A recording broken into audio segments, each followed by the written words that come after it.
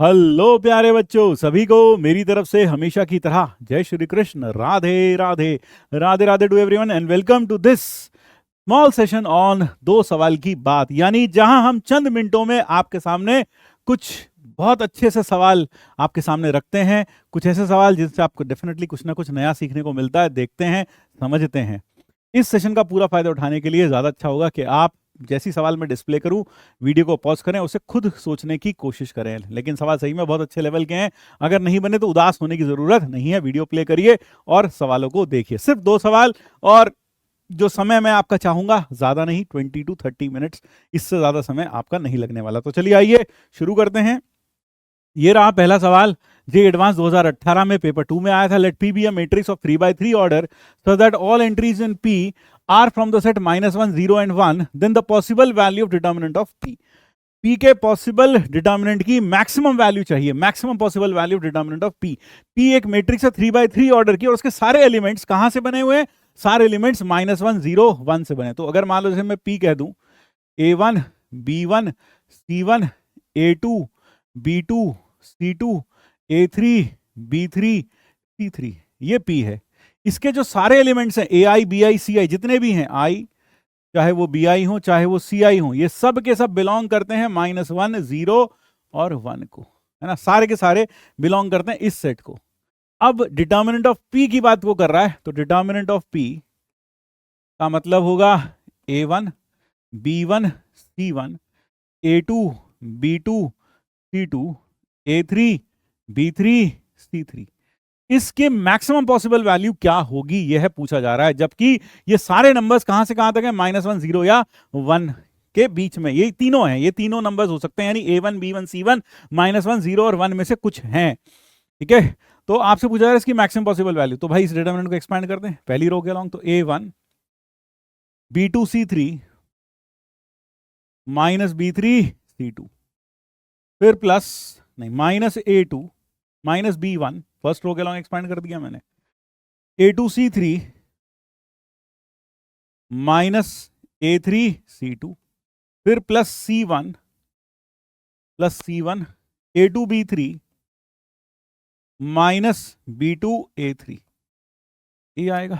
जब मल्टीप्लाई करेंगे तो आपके पास आ गया A1 B2 C3 -B3 -A1 B3 C2, ये हो गया। फिर दूसरा आया प्लस, इसको चाहो तो अंदर माइनस को अंदर डाल दें, तो आ जाएगा A3 B1 C2 -A2 B1 C3, फिर plus A2 B3 C1 -A3 B2 C1, ये आ गया अपने पास। ये तीन ब्रैकेट्स का सम है इस डिटर्मिनेंट की वैल्यू। अगर आप इस केस में कोई भी, इसको मैं अगर अल्फा कह दूं, इस ब्रैकेट को, let me call this bracket as alpha, ये पूरा ब्रैकेट अल्फा कहलाता है। मान लेते हैं ये ब्रैकेट है अल्फा, ये ब्रैकेट है अल्फा, ये ब्रैकेट है मान लो बीटा, और यह ब्रैकेट है गामा। तो अब हम समझ सकते हैं कि डिटर्मिनेंट ऑफ पी की जो वैल्यू है वो है alpha plus beta plus gamma, alpha plus beta plus gamma. अगर मैं अल्फा की मैक्सिमम वैल्यू की बात करूं, अल्फा क्या क्या वैल्यू ले सकता है? पहले तो ये सोचो कि A1 कोई भी AI BJ और CK, मान लो ये मल्टीप्लाई करें तीन नंबर्स, तीनों के तीनों कहाँ है? -1 0 और 1 के बीच में। ये क्या क्या वैल्यूज ले सकते हैं? सर ये वैल्यूज ले सकते हैं -1 इंटू 1, ऐसा करके -1 वैल्यू हो सकती है, सर 1 वैल्यू हो सकती है, और 0 वैल्यू हो सकती है इस प्रोडक्ट की। यानी कि AI into BJ into CK, ये जो तीन नंबर्स हैं, इन तीन नंबर्स की प्रोडक्ट जो हो सकती है वो -1 1 और 0 हो सकती है। सही बात है ना? फॉर एनी आई, चाहे 1 हो, B2 हो, C3 K3 हो, या फिर I3 हो, B2 हो, K1 हो, कुछ भी ले लो, ये तीन वैल्यूज ले सकता है। क्यों? -1 0 और 1, आपने इसको -1 रखा, इसको 1 रखा, इसको 0 रख दिया, तो वैल्यू 0 आ जाएगी। मान लो 1 है, तीनों को 1 1 1 रख दो, या दो को -1 और एक को 1 रख दो। तो कुल मिलाकर AI into BJ into CK, यानी इन तीन नंबर्स का जो प्रोडक्ट हो सकता है वो सिर्फ -1 1 और 0 वैल्यू ले सकता है ना। हाँ, -1 0 और 1 वैल्यू ले सकता है। तो अल्फा की जो वैल्यू है, अल्फा की वैल्यू वो क्या क्या हो सकती है? वो है A1 B2 C3 और -A1B3C2, है ना, अल्फा बीटा गामा। सर ये हो सकता है ये प्रोडक्ट -1 0 और 1, और यह प्रोडक्ट भी -1 0 और 1। तो सर अल्फा की जो वैल्यू आएगी, अल्फा कैन बी, अल्फा क्या क्या हो सकता है ना, अल्फा बिलोंग्स टू क्या क्या हो सकता है अल्फा। सर ये हो सकता है -2 +-2 +-2 +-1 +-2 +-1, और क्या हो सकता है भाई, या तो +-2 होगा, या फिर +-1 होगा, या फिर 0 होगा। जरा देखना, ये सारी वैल्यूज ले सकता है, कुछ और वैल्यूज भी लेगा भाई। What all alpha can be, है ना, what all alpha can be, alpha यही सारी वैल्यूज ले सकता है। जरा देखो, -2 -1 +-1 और 0। इसी तरीके से सिमिलरली बीटा भी इसी सेट को बिलोंग करेगा। सिमिलरली बीटा और गामा दोनों के दोनों इसी सेट को बिलोंग करेंगे। +-2 +-1 और 0, ये वैल्यूज हो सकती हैं। हाँ, आप समझ सकते होंगे, -1 -1 करोगे 0, -1 यहाँ 1 रख दोगे तो -1 -1 -2 वैल्यू आ जाएगी। 2 वैल्यू कैसे आएगी, इसको 1 और इसको -1 रख दोगे, ऐसे वैल्यू 2 आ जाएगी। तो इसका मतलब अल्फा बीटा, ये जो अल्फा है this can take the value +-2 +-1 और 0, 0 वैल्यू दोनों को 1 1, ये प्रोडक्ट भी 1 ये प्रोडक्ट भी 1, हो सकता है ना 1 1। हाँ, तो ये सारी वैल्यूज ले सकता है, यानी कुल मिलाकर हम कह सकते हैं डिटर्मिनेंट ऑफ P बराबर है alpha plus beta plus gamma, और यहां अल्फा बीटा और गामा तीनों के तीनों बिलोंग करते हैं +-2 +-1 और 0। तो अगर मैं सोचूं डिटर्मिनेंट P की वैल्यू क्या आ सकती है, देखो कैसे मूव कर रहे हैं डिटर्मिनेंट P की वैल्यू। तो determinant P can belong to alpha plus beta, sir maximum 6 -6 4 -4, है ना, और 1 +-1, ये सब हो सकती है। जरा देखना एक बार ऐसे लिखता हूँ, +-6 क्या हो सकता है अल्फा बीटा, सब +-6 +-4 और +-2, फिर +-1 0, और सोचो और कुछ हो सकता है, सब प्लस माइनस, और कुछ हो सकता है सर, एक 2 हो जाए, एक -1 हो जाए, +-3, यही हो सकता है। लेकिन मुझे तो अल्फा की जो वैल्यू चेक करनी है, मुझे जो अल्फा की वैल्यू, सर +-5 भी वैल्यू हो सकती है, लेकिन मैक्सिमम वैल्यू क्या होगी सर, +-5 भी तो हो सकती है, 2 2 4 और 1 5, हाँ हो सकती है। तो अल्फा की जो मैक्सिमम वैल्यू है वो ऐसा लग रहा है कि 6 हो जानी चाहिए, मैक्सिमम तो 6 हो सकती है, मैक्सिमम 6, है ना। और मैंने अभी अभी आपको क्या बताया था, डिटर्मिनेंट P की जो वैल्यू हो सकती है वो क्या थी भाई, +-6 थी, +-5 भी हो सकती है, एक 2 और एक 1, हाँ एक 2 और एक 2 एक 1, फिर +-4 भी हो सकती है। और क्लियर है, हाँ सर, -5 कैसे होगी, -2 -2 और -1, फिर +-3 भी हो सकती है, फिर +-1 भी हो सकती है, और 0 हो सकती है, यही तो होंगी। तो 2 भी तो हो सकती है, +-2 भी लिख लो भाई। ये सारी वैल्यूज हो सकती हैं, मतलब हो सकती है, लेकिन होगी या नहीं होगी वो देखना पड़ेगा, इनमें से किसी को बिलोंग करेगा। तो मैक्सिमम हमें लगता है 6 होगा, है ना, ये नहीं हुआ तो क्या होगा, 6 होगा। मैक्सिमम वैल्यू क्या हो सकती है, 6 हो सकती है। अब जरा सोचो कि 6 वैल्यू कैसे आएगी, हाउ कैन इट बी 6। सो 6 का मतलब होगा अल्फा को भी 2 बीटा को भी 2, तो पहले देख लो 6 पॉसिबल है भी है या नहीं है। अल्फा भी 2 बीटा भी 2 गामा भी 2 और अल्फा बीटा गामा तीनों 2।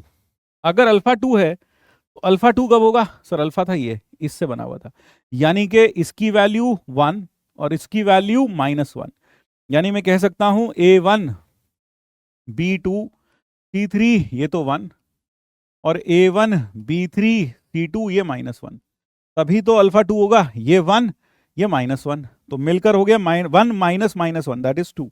इसी तरीके से बीटा की वैल्यू, बीटा बीटा क्या था, ये रहा बीटा, ये 2 कब हो सकता है सर, जब ये 1 हो और ये -1 हो। तो A3 B1 C2 और -A3 नहीं है, कितना है, हाँ A3, फिर A2 B1 C3, ये तो हो गया 1, A2 B1 C3, सर ये -1, और लास्ट ए कितना है गामा भी, sir A2 B3 C1 A2 B3 C1, ये कितना हो जाए, ये हो जाए 1, और A2 कितना है भाई, A3 B2 C1, A3 B2 C1 ये हो जाए -1, तब जाकर ये 2 आएगा। और यहाँ से अल्फा भी 2 आ जाएगा, यहाँ से अल्फा 2 मिल जाएगा, यहाँ से बीटा 2 मिल जाएगा, और यहाँ से गामा 2 मिल जाएगा। तो देखने में ऐसा लगता है कि मैक्सिमम वैल्यू तो 6 आ गई, आंसर 6 हो गया। हाँ, लेकिन अब आप देखो क्या यह इक्वेशंस पॉसिबल हैं। अगर मैं इन सबको मल्टीप्लाई कर दूं, if I multiply them all, तो A1 B2 C3 है ना, मल्टीप्लाई कर दो सबको, left side multiply by left side, तो सर ये आ गया A1 A2 A3 B1 B2 B3 और C1 C2 C3, ये आ गया 1। और अगर मैं इन सबको मल्टीप्लाई कर दूं आपस में, तो सर यहाँ आ गया A1 A2 A3 B1 B2 B3 C1 C2 C3, sir ये हो गया -1। यार ये प्रोडक्ट एक बार तो 1 आ गया और एक बार -1 आ गया, यानी अगर ये तीनों, ये बात सच्ची है, ये सबके सब 1 है, तो इनका सबका प्रोडक्ट 1 आना चाहिए, 9 के 9 एलिमेंट्स का। और अगर ये बात भी सच है तो इनका प्रोडक्ट -1 आना चाहिए, यानी ये तो पॉसिबल ही नहीं, एक तरफ 1 और एक तरफ -1, नॉट पॉसिबल। इसका मतलब ये हुआ कि determinant of A, determinant of P की मैक्सिमम वैल्यू 6 तो नहीं है, मैक्सिमम वैल्यू 6 तो नहीं है। हाँ सर, इसकी मैक्सिमम वैल्यू 6 तो नहीं हो सकती। तो अब अगली पॉसिबिलिटी क्या है, क्या इसकी मैक्सिमम वैल्यू 5 हो सकती है? क्या इसकी मैक्सिमम वैल्यू 5 हो सकती है? Can it be 5? तो 5 कब होगा भाई? 5, how can it be 5? Sir 5 अगला उम्मीदवार है 5, क्या 5 हो सकती है इसकी वैल्यू? अब 5 सोचो, अगर ये मैक्सिमम नहीं हो सकती तो अगली वैल्यू क्या हो सकती है? सर 5 हो सकती है। तो determinant of A, determinant of P बराबर, है ना, डिटर्मिनेंट ऑफ पी का मैक्स अगर 5 हो जाए, क्या 5 संभव है? 5 का मतलब क्या होगा सर? अल्फा, जैसे एग्जाम्पल के तौर सर 2 तो 2 होने चाहिए, एक 1, अल्फा 2 बीटा भी 2 और गामा हो जाना चाहिए 1, या फिर कैसा भी, अल्फा 1 बीटा 2 गामा गामा भी 2, एक कोई 1 होना चाहिए। जैसे मान लो एक एग्जाम्पल ये है, ठीक है, अगर अल्फा 2 है तो अल्फा 2 के लिए कंडीशन वही लगेगी, A1 B2 C3 ये 1, और साथ में A1 B3 C2 ये हो गया -1, फिर A3 B1 C2 ये 1, और A2 B1 C3 ये -1, और लास्ट इधर A2 B3 C1, अब मुझे ये वैल्यू 1, ये 1 हो जाना चाहिए, और साथ में A3 B2 C1 ये 0 हो जाना चाहिए, तभी तो वैल्यू आएगी। यहां से क्या आ जाएगा सर? अल्फा 2 बीटा 2 गामा 1, है ना। फिर से अगर मैं इसको मल्टीप्लाई करता हूं तो यहां पर आप देख सकते हैं, यहां आ गया A1 A2 A3 B1 B2 B3 C1 C2 C3, ये आ गया 1, यहां से 1 आ गया, और यहां से अगर मल्टीप्लाई करता हूं यहां, ये इसका क्या आ जाएगा sir? A1 A2 A3 B1 B2 B3 C1 C2 C3, sir ये आ गया 0। अरे वाह, ये तो पॉसिबल ही नहीं है, नॉट पॉसिबल, नॉट पॉसिबल। इसका मतलब डिटर्मिनेंट P की जो मैक्सिमम वैल्यू है वो 5 भी नहीं हो सकती, it can not be 5, it can not be 5, है ना। हाँ, ये 5 नहीं हो सकती। हमने कहा 6 हो जाए, 5 हो जाए, नहीं हो रही भाई, ना 5 हो रही ना 6 हो रही, पॉसिबल ही नहीं है। सर ऐसा भी तो हो सकता है, अल्फा 1 हो जाए बीटा 2 हो जाए और गामा 2, अल्फा 1 बीटा 2 गामा 2 करके देख ले, उसमें भी ऐसी कॉन्ट्रडिक्शन आ जाएगा। तो अब अगला उम्मीदवार क्या बचा सर? अब अगला उम्मीदवार बचा 4। हाँ, क्या इसकी वैल्यू 4 आ सकती है? डिटर्मिनेंट ऑफ P की मैक्सिमम वैल्यू अगर 4 आ जाए, इसकी मैक्सिमम वैल्यू 4 आ जाए, तो अगर मैक्सिमम वैल्यू 4 कब आएगी सर? 4 आएगी 4, सर 2 तो 2 हो जाए और एक 0 हो जाए, हाँ 4 तब आ सकती है सर जब ये भी 2 हो जाए, ये भी 2 हो जाए और गामा 0 हो जाए, गामा 0 हो जाए, बिल्कुल। और देखो जरा उसमें क्या होगा सर? गामा 0 का मतलब ये 0 और ये भी 0, है ना, या फिर ये 1 और वो भी 1, इस तरह से सारे केसेस आ सकते हैं। तो जरा सोचो ये वैल्यू 4 कब हो सकती है? सर अल्फा 2 हो जाए, बीटा 2 हो जाए, दो कोई 2 हो जाए और एक 0 हो जाए, तभी वैल्यू 0 आ सकती है। और किसी तरह से वैल्यू 0 आ सकती है, 4 आ सकती है क्या मैक्सिमम? नहीं। हाँ, यही आएगा भाई, बिल्कुल सर। तो अल्फा 2 का मतलब फिर से वही हुआ,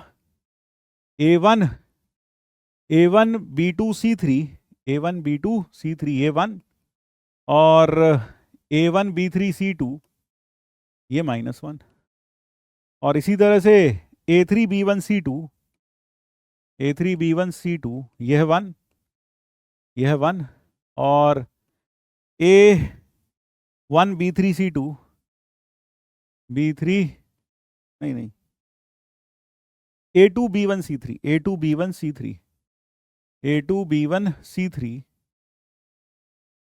ये -1, और फिर A2 B3 C1, सर ये हो जाए 0 और वह भी 0, है ना, ये 0। अब आप कहोगे सर ये तो और भी पॉसिबिलिटीज हैं, हाँ और भी पॉसिबिलिटीज हैं, ये हो जाए 0 और यहाँ A3 B2 C1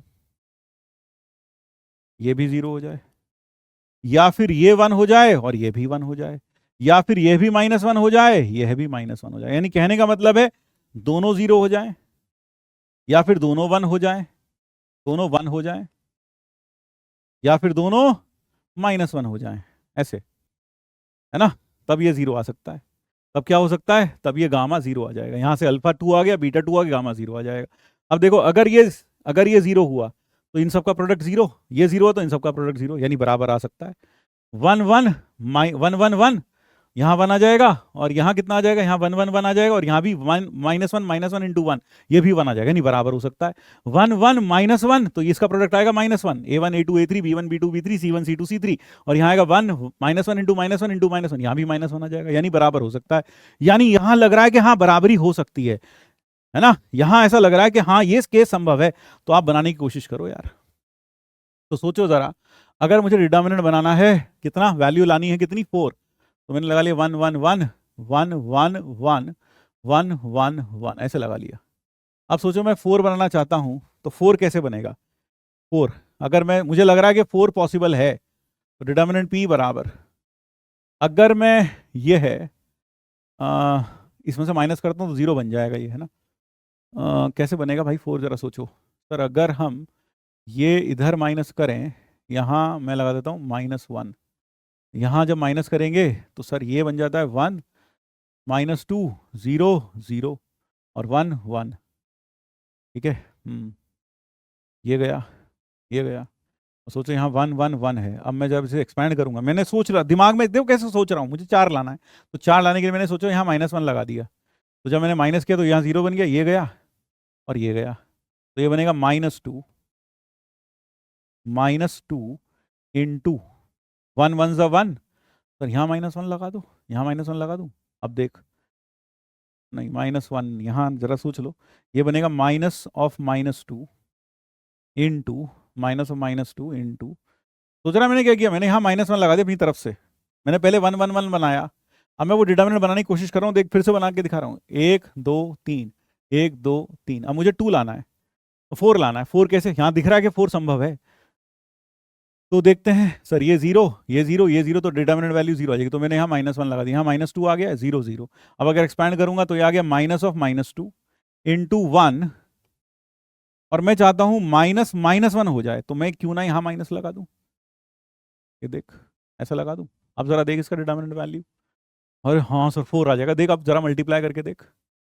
पर अगर मैं इसको इसमें से, सोच रहा कैसे सोचा मैंने, ये 1 1 1 -1 1 1 और 1 -1, तो मैंने यहाँ से इसमें माइनस किया, यहाँ आ गया -2 0 0, अब यहाँ 0 0 आ गया, फिर मैंने एक्सपैंड किया तो -2, क्योंकि तुझे पता है प्लस माइनस, यहाँ माइनस आता है, तो -2, और अंदर मुझे 2 चाहिएगा। 2 कैसे आएगा सर? 1 1 ज़ा 1, और ये +1 हो जाना चाहिए, तो इसलिए -1, तो इसका मतलब यह डिटर्मिनेंट की वैल्यू 4 आ गई।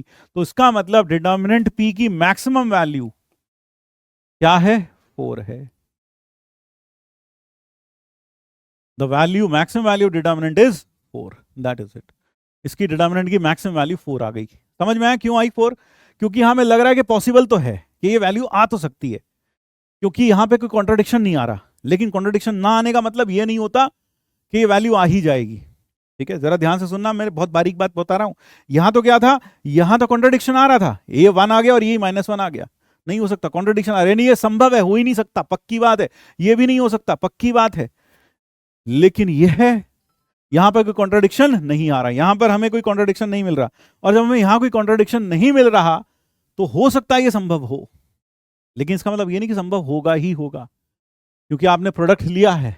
अब ये पूरी इक्वेशंस का सिस्टम है, इनको जब आप A1 B1 B2 सब निकालेंगे अलग से, तो वो सिस्टम हो सकता है कंसिस्टेंट हो या ना हो। लेकिन हाँ, यहां अभी कोई कॉन्ट्रडिक्शन नहीं आ रहा, यहां कोई कॉन्ट्रडिक्शन नहीं आ रहा। Here you are not having any contradiction. ठीक है, तो अब उस बेसिस पर मैं कह सकता हूं कि शायद 4 मैक्सिमम वैल्यू हो जाए। तो अब सोचते हैं 4 वैल्यू मैक्सिमम हो सकती है कि नहीं हो सकती, तो बना के देखते हैं यार 4 वैल्यू आ रही है कि नहीं आ रही।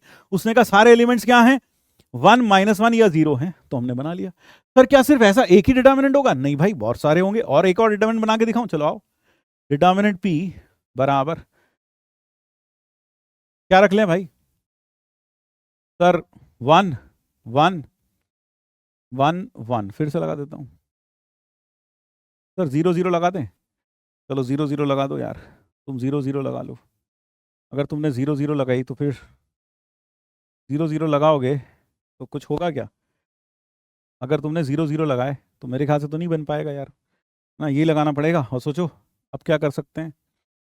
सर अगर मैं यहाँ -1 कर दूं और ये ऐड करूँगा, या फिर यहाँ -1 कर दूं, ये ऐड करूँगा तो यहाँ आ जाएगा 2, है ना। ये ऐड करूँगा column 1, column 2 goes to column 2 plus column 1, यहाँ आएगा 2 0 0 और यहाँ 1 1 1। अब सोचो ये आ गया -2 × ये गया -1 और यहाँ +1। तो एक काम करते हैं, यहाँ -1 आ गया, ये गया -1 और ये -1 तो +1 हो रहा है। तो क्यों ना हम यहाँ पर भी एक माइनस लगा दें। तो ज़रा देखो, ये आ गया -1, ये आ गया, ये यहाँ माइनस लगा दो एक। तो ज़रा देखो अब सही है। तुमने क्या किया, column 1 goes to column 1, column 2 goes to column 2 plus column 1। तो यहाँ गया 2 0 0 और एक्सपैंड करोगे तो -2 × अब कितना बनेगा देखो, -1 और -1, अभी भी 4 बन गया। देखो एक डिटर्मिनेंट और बना दिया हमने ऐसा, ये थोड़ा अलग हो गया उससे भी। क्लियर हुआ? ऐसे और भी डिटर्मिनेंट्स बनाए जा सकते हैं। क्लियर हुआ? और आपको यह बात समझ में जो मैंने लास्ट में बोली, मैंने क्या बोला, मान लो मेरे पास यह इक्वेशन जो है, यह 3 इक्वेशन है, इनको जब हमने मल्टीप्लाई किया तो वहां से कोई कॉन्ट्रडिक्शन नहीं आ रहा, क्योंकि जब यहाँ 0 लेते हैं तो यहाँ भी 0 लेना पड़ेगा। तो जब मल्टीप्लाई करते हैं तो कोई ये भी 0 आता है, ये भी 0 आता है। इसको 1 ले लें तो इनका प्रोडक्ट 1 आता है और इनका प्रोडक्ट भी 1 आता है। अगर यहाँ -1 ले लें, इनका प्रोडक्ट -1 आता है, इनका प्रोडक्ट भी -1 आता है। यानी कोई कॉन्ट्रडिक्शन यहाँ नहीं आ रहा। लेकिन इसका मतलब ये नहीं है कि A1 B1 C1 A2 B2 C2 A3 B3 C3 ऐसे मिल ही जाएंगे, क्योंकि मल्टीप्लाई करके जो नई इक्वेशन आ रही है उससे कोई कॉन्ट्रडिक्शन पैदा नहीं हो रहा। तो इससे ये समझ में आता है कि हो सकता है शायद हमें डिटर्मिनेंट P की मैक्सिमम वैल्यू 4 में। जब ये पता कैसे चलेगा, बना के देखो कि 4 मैक्सिमम आ भी सकता है या नहीं आ सकता। क्लियर हो गई मेरी बात? हाँ सर, ये क्लियर हुआ। अब जैसे कि मान लो मैंने अब ये इक्वेशन ले ली, x² + x + 1 = 0। तो आपको पता है इसका d < 0, इसके कोई रियल रूट्स नहीं है।